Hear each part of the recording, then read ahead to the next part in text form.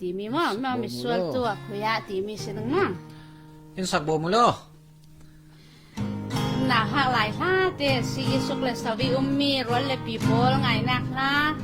amai hitok sungi an ngan ve kin kan sak tengi achafang aswal le apel le that aba athel ruri khalum ding nan in rak sak pi chau dang kan run lau som mo mi sual tu akuya sa na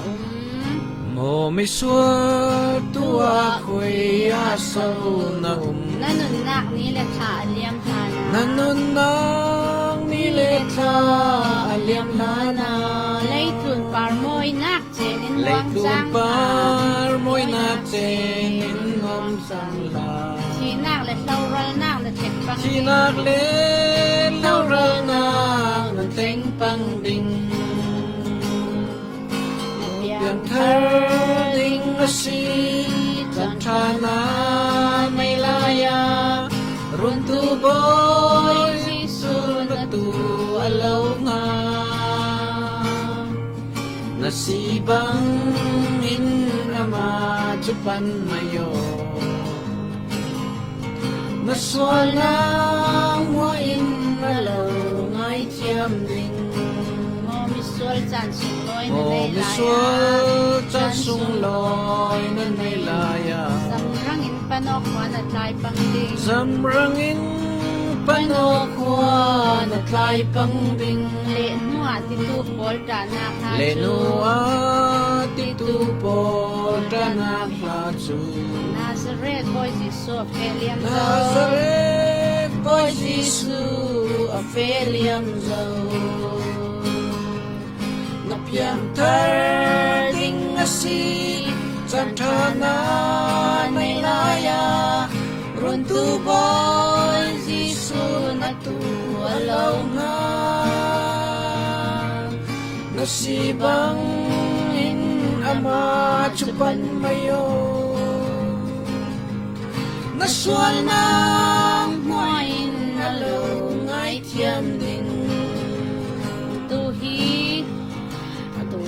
lung oi zan run nang ni Giang pha nang ni sung loi hi hoi san Giang pha nang ni sung loi hi hoi san na tua run ting in alaw hak sam chi Tuarun dingin alaw ngak cham chi mo mi sual run pan o boy Jesus Mo mi sual run panon boy Jisu Christ Napiang tar ding asi Santana may laya Run tu boy Jisu alaw nga Nasibang in ama chupan mayo Naswal ng muain alaw ngay tiam ding Naswal ng muain alaw ngay tiam ding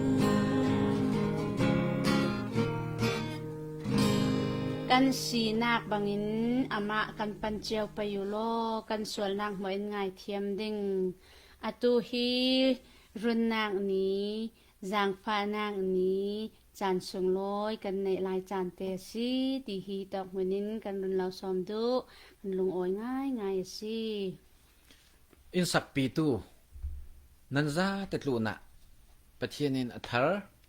Tlaswa muy fu Lau patiaw ram se Amen kan lung oi Lungoy